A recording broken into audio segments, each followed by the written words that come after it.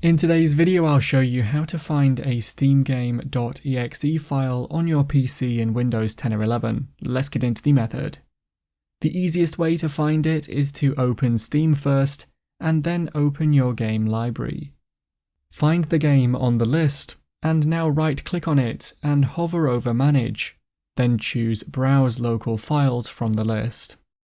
If you don't see that option, choose Properties after right-clicking, then select Install Files from the menu on the left, and then click on Browse in the top right.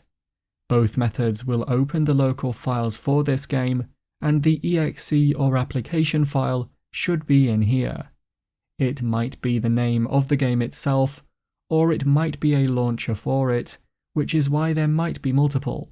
And you can head back in the File Explorer window to see other game files, or use the method we did in this video on another game.